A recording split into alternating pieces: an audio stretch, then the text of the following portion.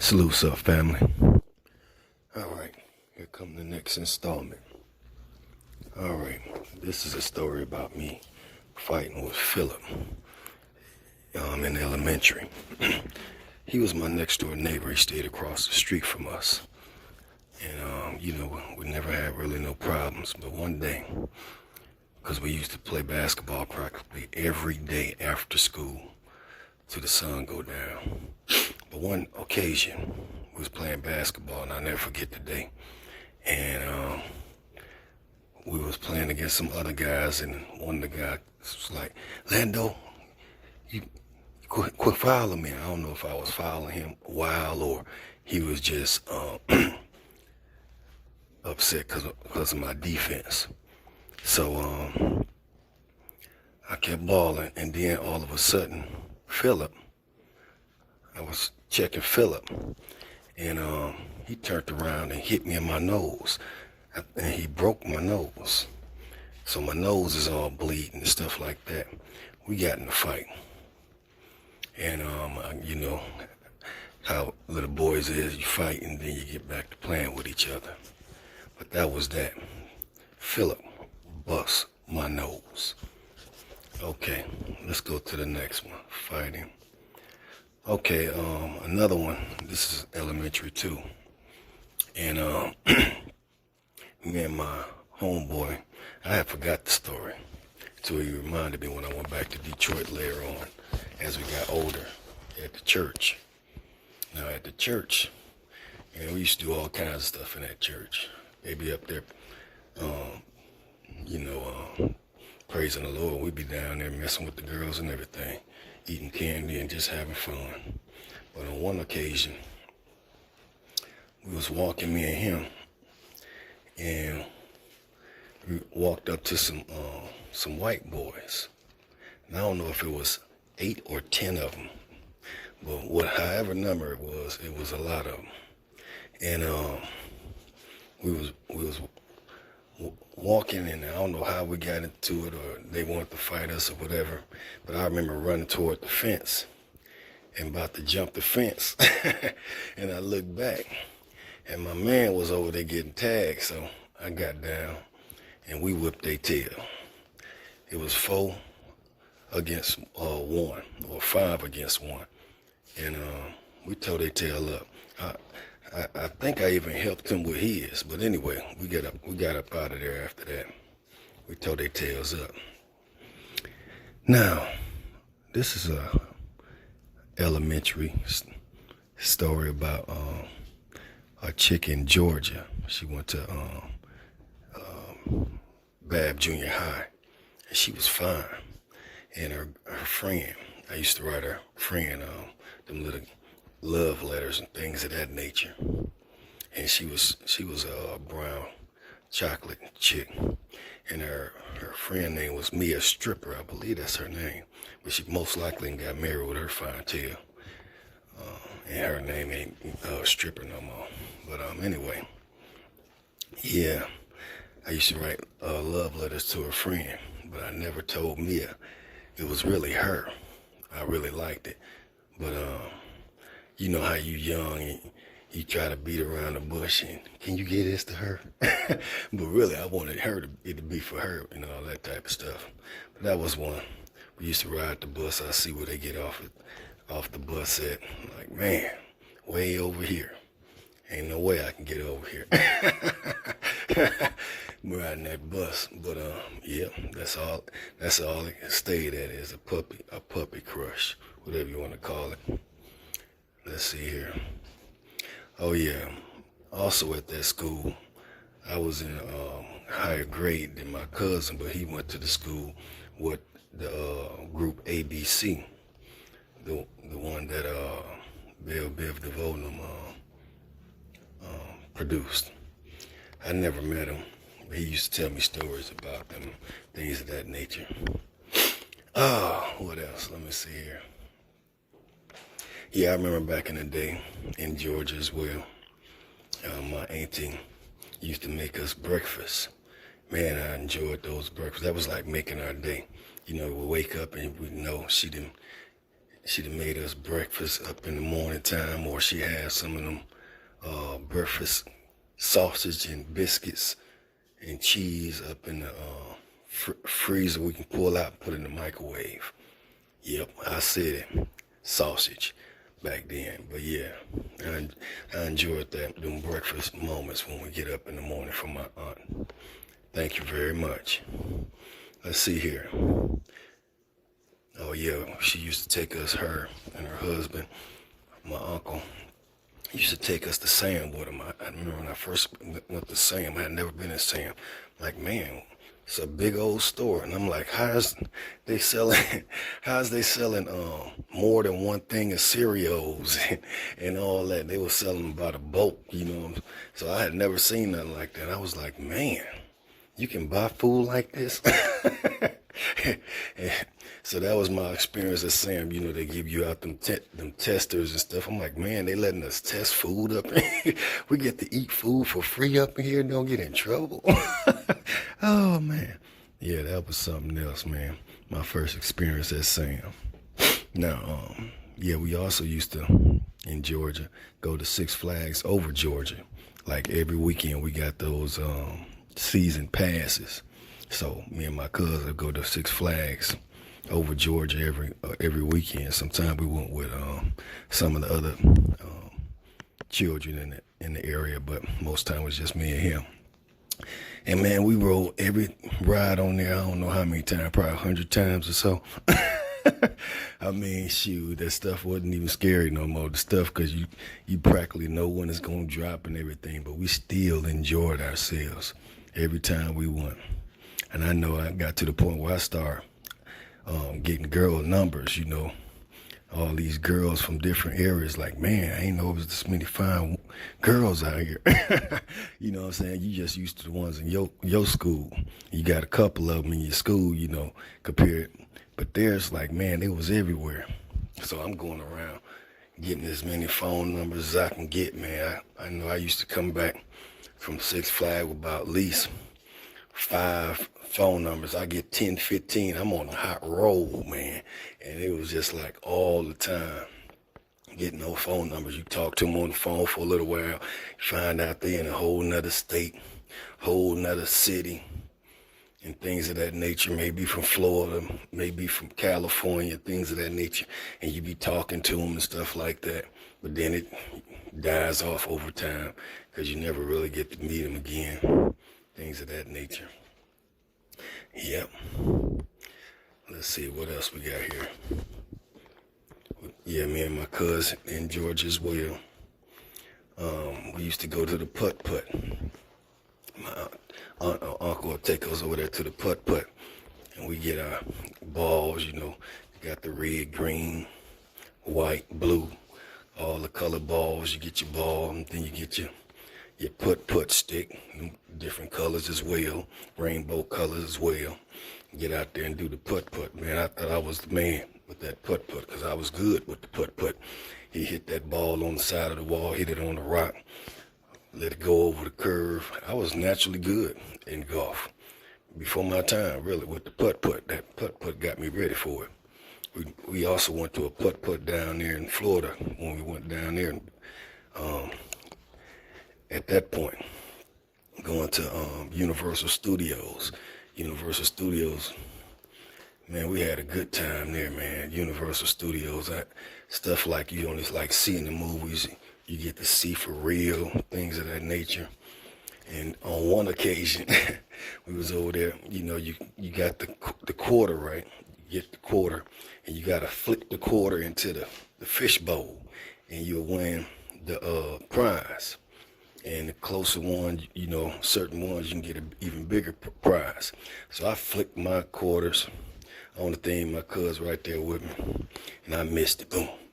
I flicked it again, then I missed it again. I don't know, I think I had about 4 quarters or so or something like that. And we was about to leave. Then this Asian couple, they flicked their coin and it popped off on our side. It popped off on the ground. So I'm like, oh man, I got an extra chance. And you know, when you concentrate, it wasn't doing it. So I just threw the thing up there real quick and the bad boy went in. And it was a big old, I won a big old bunny rabbit or something, a teddy bear. It was real big. And the person that gave it to me, they over there, hey, no, that was our quarter. I'm like, shoot, ain't your quarter now. I don't want to put it in there. So we got the prize and we rolled on out, man. I'll never forget that day. Won a big old teddy bear. Sure did. You got your chance with that flick. I just got me an extra flick. To say it's all in the wrist. I don't know. But I definitely got it that day. Okay, let's keep going. Now, me and my cousin in Georgia, too, we used to go down there to the movies. When we go to the movies, you know, my auntie drop us off the movies and tell us to call her when we ready to get picked up. So, me and my cousin, we'll watch the movie. Right before the movie get done, we'll leave out of that movie, go to the bathroom, come out the bathroom, and go into another movie. So we was doing that stuff. It was jumping movies, basically. We was doing that till that bad boy closed, man, for real. I know all the time when I went to watch them movies, you see all the new movies, but it was hard to remember the movies. You'd be so confused because you done seen so many movies. But yeah, man, we used to do the movie jumping up in there. It was so easy for us because we was kind of smart. They ain't, you know, thinking we was that slick or whatever. Yeah, we just leave out early, go in the bathroom, come back out the bathroom, and start walking toward the next one. Yep, that's all we did. The only time they seen us, if they seen us go to the bathroom, and most time they wouldn't, or they'd have been a change shifts, so the new crew up in there wouldn't even know what movie was in. So we never got caught in that. I remember one time when the Ghostbusters, that's when we was getting out. And I'll never forget it because that movie had me hyped and my cuz. We come up out of there with that was when Bobby Brown was hitting back in the day. And he had that song for the Ghostbusters. And had me like, we was the future, like, we got to change. We got to change the world. We got, you know, it have you so motivated, like we're about to go out here and conquer the world type stuff. With that song, man, for real. I still like that song to this day, for sure. Sure enough.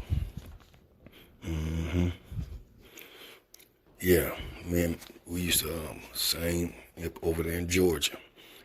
My aunt and uncle used to take us on vacations, traveling, which helped broaden out my mind to other areas of America, see how big this world really is, and still really haven't seen how big and vast this world is. This is just America. We got 6 other continents. You know what I'm saying? But we go down to Florida. One time in Florida, we went over there by the Atlantic Ocean, and I'm thinking it's like a pool water. We up in the park. We had just got there to the park. I think we had did the who can throw a rock and hit the post first. Get $5 or $10 or $15 or something like that for my uncle. Then from there, we was going to the water, the beach on the water. And I'm going down there thinking it's like pool water. And I know I can swim and stuff. I done learned how to swim and stuff. I done dove in the water. Mouth open and everything, man. Just, happy. And shoot, I dove up in there like that and came out with nothing but salt all up in my mouth and going down my throat. I'm thinking it's regular, you know, water. So it ain't gonna really mess me up that bad. Man, I got up out of that water. I was sick. It didn't even take 2 minutes. I was down.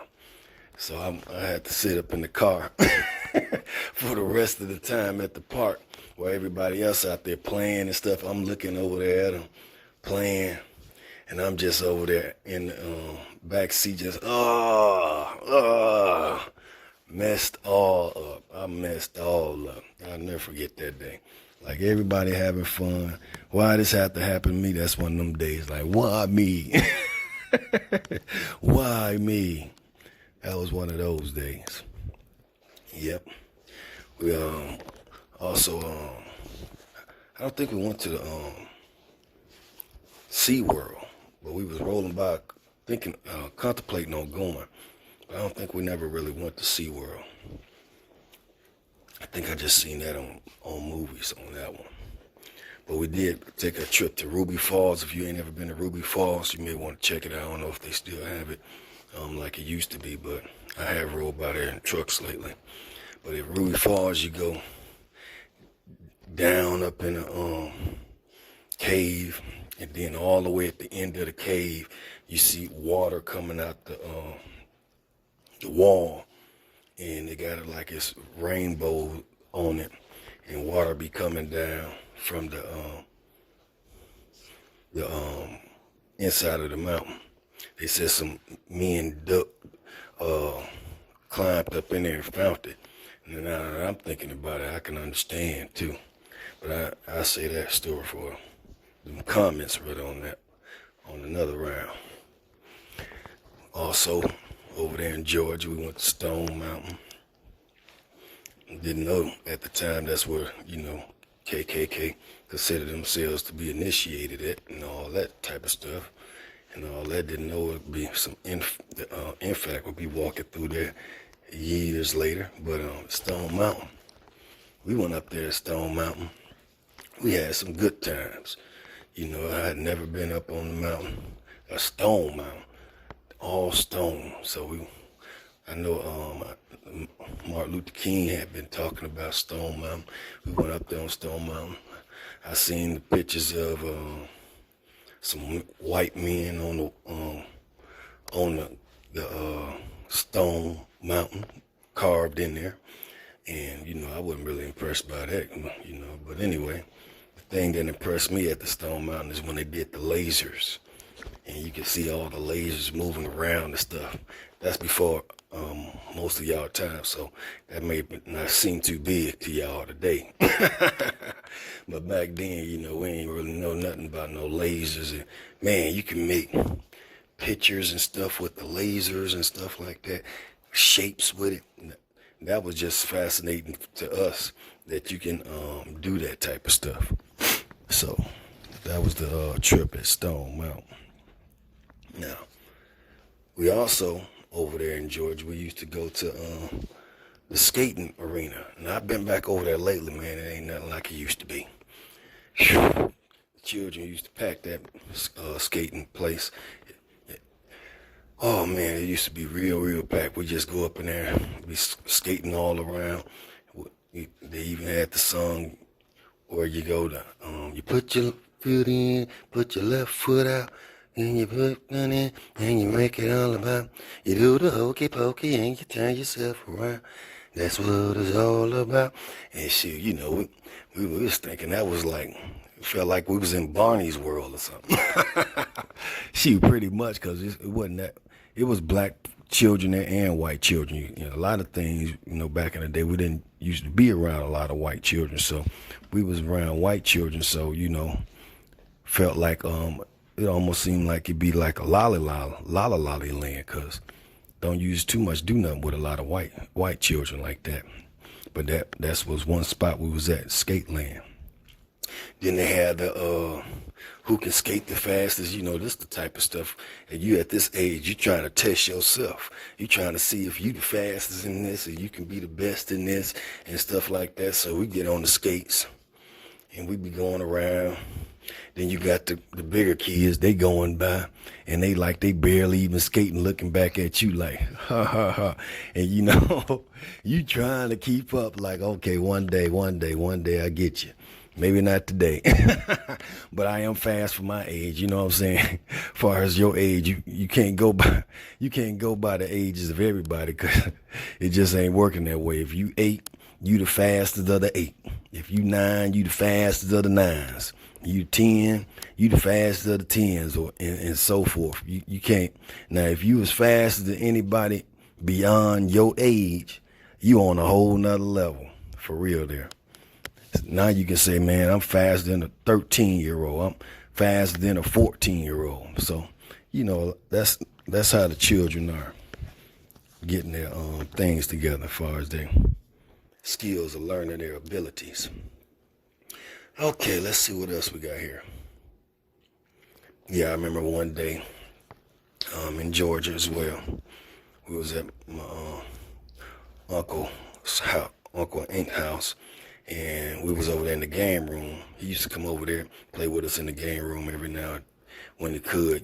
That's a good little motivation and bonding time. He would do that when he had a chance. He was working so much. But one day, I know he was going to school, and he came in there. He was reading something. I asked him what he was doing. He was like he was learning how to speed read and stock market and things of that nature. So that's what kind of interests me in the stock. I'm like, stocks. So, I never knew about it, but I was starting to find out after that day. And the speed reading, he showed me how to speed read. It's like, well, this is how you do it. And you take the big major words on each line and put it together formatically to get a sense of what's going on in the whole sentence. Because a lot of the words in a sentence just be adjectives or something to make it more in detail. It's just like if somebody said, I hit the dog with my car. They would be like, well, I was driving down the street in my car, and I looked to my left and I looked to my right, did not see anything, but then all of a sudden a dog came out and I hit it by mistake, and I got out the car and checked on it and such, and then, which was at the corner. You see, they put all them extra words in there to give it more detail, but if you can find out how to pinpoint the right words, you can put it all together in another whole sentence, which I'm pretty good at to this day. I've used it many times as far as in school, so I'm glad he did take that session out with me to give me a review on that. Okay, so what else we got going on here?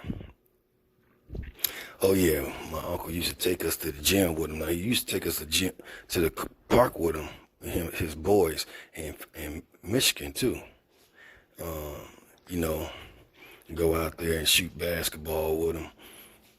I feel good when I can play with the big boys or the grown men and stuff. That's how I can really get my skills on. And then I know they ain't gonna be all trying to hog the ball or how little kids do. They just don't play right sometimes. But when you ain't got, they don't see you as a threat. you can get a little bit more loose sometimes. Unless they teaching you something or training you something out there. You ain't coming up in here with that wimp stuff, And then, I get to shoot my long shots too. So learn how to shoot over tall guys by shooting the rainbow shot. That's something I learned down in Georgia. Shooting real high in the air and then coming down and boom, right up in there. And I got real good at it too. After a while, you practice something long enough, you become proficient at it.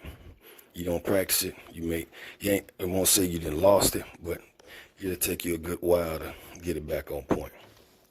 But he used to take us to his gym with his company. I think it's GM, if I'm not mistaken, Ford. Yeah, Ford. And the guys from Ford, they all go to a gym they shoot at. And me and my cousin, we used to go with them, which I enjoyed. They had a basketball court up in there. We can play basketball. They had the little soccer things where you can use the soccer thing. We ain't got to pay for it. We ain't got to pay for it. No, but shoot, just put the ball in there, shoot, and we get to going. So that was cool too. It's like a lot of the stuff we used to play, we had to pay for it just to even play with it. But there, shoot, you can play with it all day and don't have to put in a quarter or nothing, 50 cents, nothing. Then they had the air table where you can put that on there. My uncle even got one of those for the house at one point. But yeah, man, you can put the air. I know y'all like, man, that stuff is not even fun, y'all, cause y'all on a whole nother, in another generation. But to us, that stuff was like a PlayStation 5, man. And you ain't gotta buy none of the games, all the games right there for you. You know what I'm saying? So it's something like that. But yeah, we used to enjoy going to the gym that Ford had for their employees. Yep, for sure. See what else we got here. Yeah, I remember going with my uncle and aunt to the parks all the time. That's what got me into the parks. Because the only time I knew about nature is down in Mississippi at my grandmother's house. You know, all the field, all the trees and all the field you want to run through. But then found out about parks. Not just no hood park, you know, got with concrete all around. Not that type of park, you know. You got some swings out there, and no, this type of park, it's got woods and got water, it's got bushes, it's got trails, all that type of stuff. So they put me up onto that, which I enjoyed a lot because it took me back to Mississippi, the peacefulness of it. I've always liked parks because it's so peaceful and it's so earthly. My sign is of earth, so it keeps me bonded to the natural things instead of things that are beyond natural. Even though I like a lot of futuristic stuff and study a lot of futuristic stuff, I still like to stay grounded on the natural side of things, because you never know when you don't have to be out in some woods, you know, watching them Rambo movies and stuff, you know, in them end of the world movies. You know, you want to stay bonded on those type of issues. So if something happened, you won't go up be up in the woods or somewhere and freak out. I go up in the woods and feel at home. You know, that's how much I'm in love and at peace with nature. You know what to look out for far as snakes. You know, don't be going over in the shade. In the sun, that's where the snake's gonna be at. They're gonna be up under them rocks. They're gonna be all around them trees. They're gonna be over in that shade up on them logs and things of that nature. So if you out there where some snakes may be at, it's best to stay out there in the open. If there's rocks around, that's good, so you can see instead of being in the grass. What I was gonna say. And if you can, have a dog with you. You know, they say bring somebody along with you. How they say bring somebody along with you. So if something pop off and they don't make it, you be all right. Don't bring nobody you love. So best to bring that dog along, because that goddamn dog start barking at the snake. Hey, you deal with the snake, you can bark at the snake. I'm out, leave you in the snake, or I'm gonna get a stick or something. If there's a stick around, I'll help you like that and kill that bad boy. But you know what I'm saying? The dog is there for the fall guy. As far as I'm concerned, I don't deal with dogs, but shoot, I don't mind having a dog with me when I'm walking through the woods or in nature somewhere. That bad boy's like, oh, he didn't make it. He got bit by the snake. He got bit by the snake. He saved me though. He went out. He went out as a soldier. He went out. He really did look out for me. That was my dog. I go back for him. I go back for him after I get everything secure. As far as to be able to deal with this thing, maybe he may hop on over here so I can take him to the hospital. But yeah, that's about the only time I will really much be around dogs is out there in the nature. Walking around out there by myself, you know, just to clear my head or you can think good out there. You just, it's all nature. You got them crickets and stuff going on, like you got all kinds of natural sounds going on. It helps you meditate and come up with a lot of plans that way, at least for me. Okay, let's see what else we got here.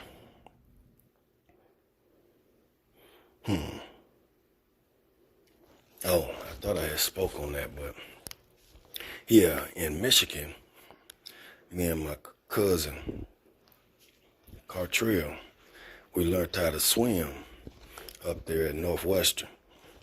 And I think that was a summer I was staying with my cousin. And she got us in the program. My auntie and them got us in the program at Northwestern to learn how to swim. I'm like, I already know how to swim. I was swimming down there in the creeks down there in Mississippi. So, I already had a kind of a jump start and things on the swimming. But when we got up in there, they show you techniques about swimming. It ain't just about swimming your natural way. So we got up in there and got in the beginners and swimming from one side to the next. I'm like, whew. Well, I figured that one out quick. Just put your head down, then bring it up when you're going through your swing. Head down, up, swing, head down, up, swing. So I got through that real quick. And then you go to the mediocre. I think my cousin just made it to the mediocre. The mediocre, you learn how to float with the pads if you need it. And I ain't need that. I just use it sometimes just to be playing with it. And swimming on your back, things of that nature, floating on your back, things of that nature. So I learned all that real quick. I think I went from beginner to advanced in 1 week. It was like, ain't nothing else we can teach you down here. So I went on down to the deep end. Down in the deep end, I go swimming down there to the bottom of the pool, stay down there chilling for a while, seeing how long I can stay down there. And sometimes, you know how you trying to break your own record, then you got to get back up to the top. Man, that's an experience. That's like keeping faith in yourself. Like, oh man, don't give up now, buddy. you got about 3-4 more seconds to get to the top of this water. You got about 3-4 more seconds before you get to the top of this water before you can breathe. So you be swimming, boy. You be giving everything you got. But I don't know. I think those things kind of help build up my courage on things as well. Not only build my me being able to be up under the water, as far as in the water and things of that nature. And then it taught us how to dive off the diving board. So there ain't no running around because you slip and fall and hurt yourself. You really hurt yourself bad. You won't be swimming in nothing. You won't be diving in nothing. So we learned early to walk kind of fast. As kids, baby, we ain't gonna run, but we'll walk real fast. Children running. So learned how to dive off the diving boards forward and then do a flip, then dive in, dive sideways, do the ball up in there and stuff like that. But I was getting pretty good as far as in the diving. That's where we ended off at with the flip diving. I could do a flip, forward flip, and dive in. And I don't think I got to the back flip or the twist flip. I think some of the other children was more advanced. They was able to do that. But now I'm thinking about it, it's not that hard. I have to learn how to do back flips and stuff. I probably could do it today, but I never really did it in that class. But yeah, that's us swimming at Northwestern. Now I'm going back to the stock market. My uncle, as far as teaching us or teaching me about the stock market. I don't know if Cartrell got into it. But yeah, I was learning the stock market. I always learned the stock market from then. But I knew back then that you needed a broker and you needed money. And those are the two things I ain't had. I ain't had, back then it seemed like you needed like $1,000, $500 or something. You got to pay the broker too. So it's going to be hard to get in the stock market, even though I couldn't get in the stock market because I wasn't making no money like that back then. I was always studious on it. Seeing what was making money, I learned what the green and the red arrows meant and the abbreviations of stocks was. I always studied those, but then I finally found a door. I found a door with Boyce Watkins with the Robinhood and Coinbase. When crypto was even, I got into that. They opened it as soon as I found the door was open. I was in for sure. You ain't even have to tell me nothing else. I go into how much I know about stock markets and how I top myself on stock markets another day. But yeah, my uncle geared me off in the stock market. Surely did. And I knew it was no get rich scheme since then. And I knew stock markets always, you always had a risk as far as in the stock market, if you're going to be in the stock market. Well, family, I got much more looking at here. I could tell y'all. But I'm going to say that one for the next one. Until then, keep your heads up, stay focused, and read. Peace.